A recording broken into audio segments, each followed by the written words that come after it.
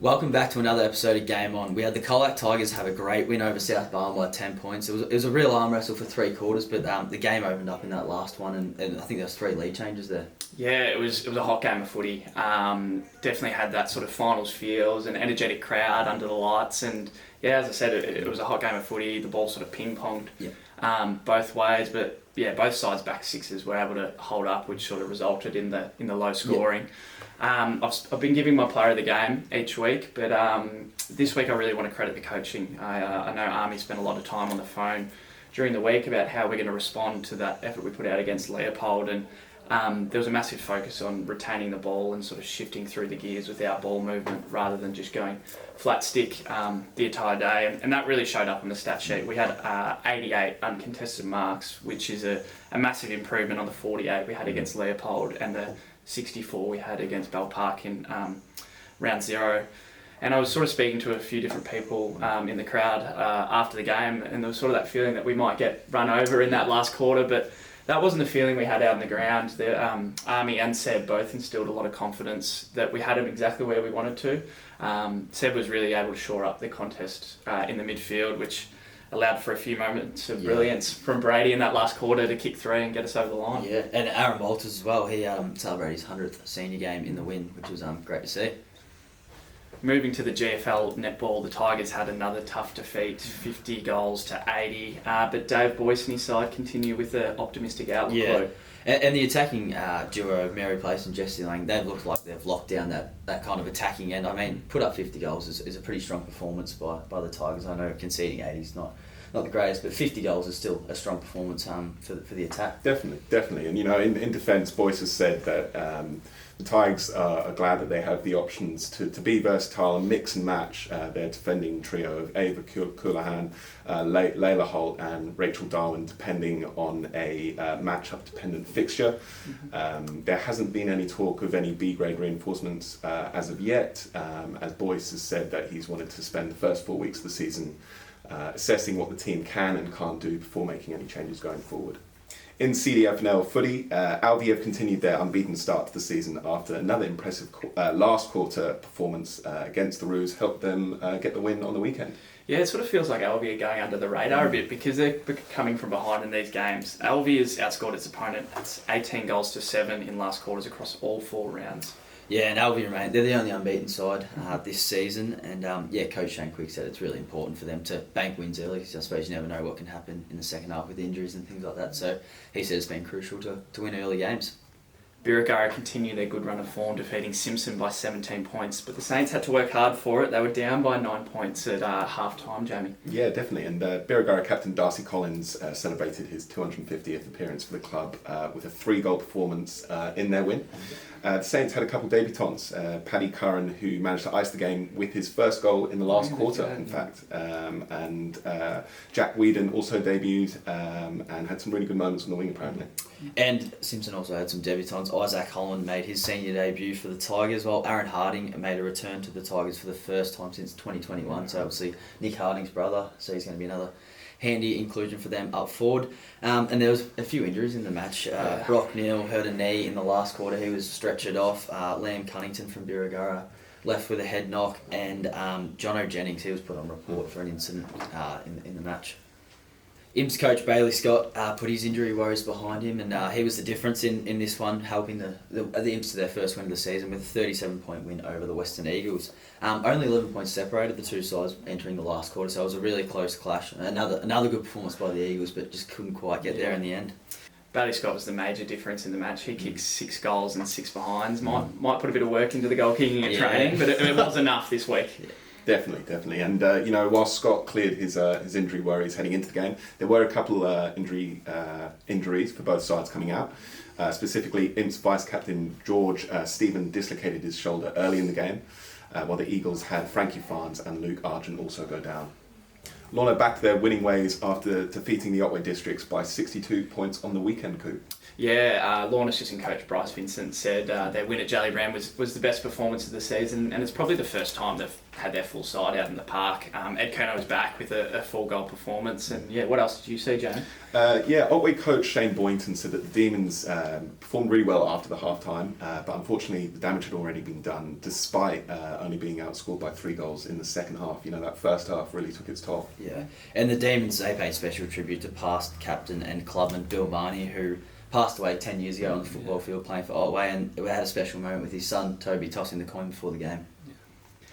Illawarra Beac secured another comfortable win over Apollo Bay by 53 points, and Beac's Harry Carmody finally got to don the sash. Yeah, and he debuted alongside Lockie Farr and Hudson Dewar, who's a young under-18 kid, and all 3 players actually featured in the best plays, which is a pretty great achievement by them 3. Definitely. And, you know, the Bay pushed Illawarra Beac in the first half, unfortunately let up a little bit in the second, which allowed the Bombers to run away with the game. Only dampener for the Bombers coming out was a hamstring injury to Jacob Stannon. In CDFNL netball, Albi overcame South Colac in a 50-42 scoring game. South coach Kelsey Jeffries said that the game was neck and neck until that final quarter. But she also said that the Roos wouldn't be too disappointed with the loss, knowing that they just missed on converting a couple of opportunities in the game. Yeah, Kels also said she was really happy with the defensive performance from Chloe Lang and Jessica Della. They worked hard all day. And Albi's Jamie Lowe said she was impressed with South's goaling combination of Millie Sibley and Sienna Milverton. Yeah, and Lowe said that Albi let their starters play for the full 60 minutes just to kind of let them navigate the ebbs and flows of the game, and she was really happy with the side's work rate throughout the day. Birregurra handed Simpson a 13-goal loss in the netball. Saints coach Saskia Owen said centre Beck Dendel left the match in the third quarter with an injury, but she was confident she'd be right for next week. Yeah, and Madison Capsalis pushed deeper into the mid-course to replace Dendel, while Paris Murray assumed front court duties, taking up the wing attack role as the shift happened. Yeah, it was the Saints' best defensive display through the league's first month, Jamie. The Tigers were only able to take 57 shots for the day and were kept to 59.6% goal accuracy. Yeah, right. And Rowan said the Saints were really happy to see that what they'd worked on in training defensively worked out in a game situation. Specifically their defensive technique, making sure that they move their feet, work the body, as well as staying close for the jumper. And Simpson, they celebrated Jessie Harding's 250th club game, which was a great achievement for her. And Emily Dynhoven said that it was a great reward for her commitment to the club. The Imps continue to impress with a 67-50 goal win over the Western Eagles, and the connection between Eliza Cahill and Kiara Foster in the mid-court and attack was an area of the game that the Eagles struggled to stop, according to Siobhan Casey. But Siobhan Casey did say that her side did maintain pressure in the defence for the whole game, but they just couldn't stop the Imps attack. Definitely, and Imps player coach Chloe Gray had to leave due to a bad knee, unfortunately. She didn't play in the second half of the game. But Gray did say that her side's third quarter blitz coming out of half time really was what took the game for them. In the closest netball game of the weekend, Lorne overcame Otway in a 2-goal thriller in a 50-48 score, with no lead larger than a goal at the end of each quarter. Yeah, Demons coach Claire Robinson said Emma Sutherland and Brooke Hawkins worked hard against Sade Stafford all game, but be a tough side to play goal attacking, guys. Because Sade Stafford had another dominant day. She shot for 44 goals out of Lorne's 50, taking a total tally to 180. Wow. And Claire Evans, she was steady for the Demons through the mid-court. And wing attack, Victoria Jewell from Lorne, she got praise from Claire Robertson for her performance, and Lee Potter was excellent again in goalkeeper for the Dolphins. Ladder leader Illawarra Beac enjoyed a strong win over Apollo Bay, 65-29. The Bombers coach Narelle Frith, she said that their ball movement was really good in the attacking end, and they gave juniors Isabel Perkins and Ruby Hall some good game time. Yeah, and Ruby Hall was playing under some serious duress. She injured her neck early in the under-17 game, and then she got stung by a bee. No. Talk about unforeseen circumstances. Frith also highlighted Jeremy Robinson as a standout, taking a lot of intercepts through the middle of the court. Jamie? Yeah, the Bay started a little slow in the first quarter, which Hawks coach Sophie Fletcher said you cannot do against a team like Warra. But on the other side, the Hawks have begun to find their feet with the new combination of wing attack Ellie Depler and defender Maggie Hurst. Fletcher said that under-17s player Chloe Howell was a standout for the Hawks as she played all 4 quarters in goalkeeper.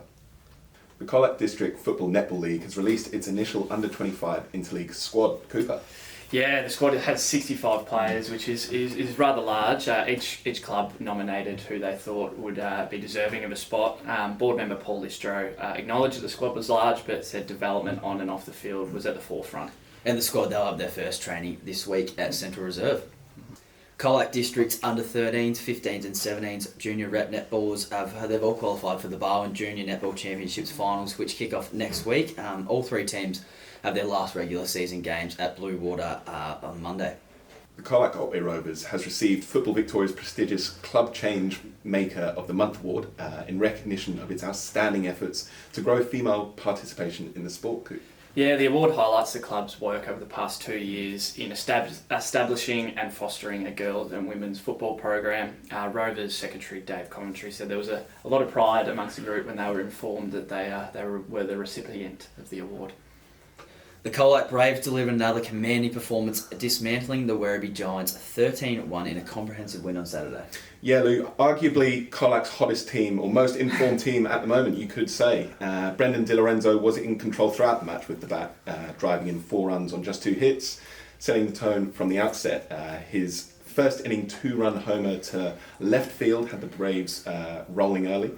And Brad Egan achieved a really, really rare feat of an immaculate inning in the 4th innings, striking out all the Werribee Giants, 3 bats in 9 straight pitches. Yeah, Josh Hay was also impressive with the ball, Jamie. He threw 3 scoreless innings with 7 strikeouts and only 1 walk. The Braves' batting depth was also on full display with 13 hits across the team, with Di Lorenzo, Stephen Lambert, Hay and Egan all recording 2 hits.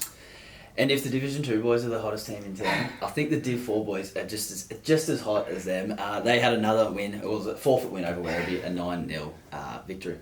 And then finally, with some golf news, there were some interesting results across the week. Colac's Div 2 Pennant side lost to Torquay, which results in them facing off in the grand final this week. The Division 2 side also had a tough 6-1 loss to Lonsdale Lynx, but they had already booked their ticket into the grand final. And then the exciting one is Apollo Bay. Yeah. We thought they were in a do-or-die match, but they actually lost this weekend. But because Port Arlington also lost their match up against the Sands, Apollo Bay make it into the granny on percentage. Yeah, and it's great to see 3 local Pennant teams all playing off in grand finals this weekend.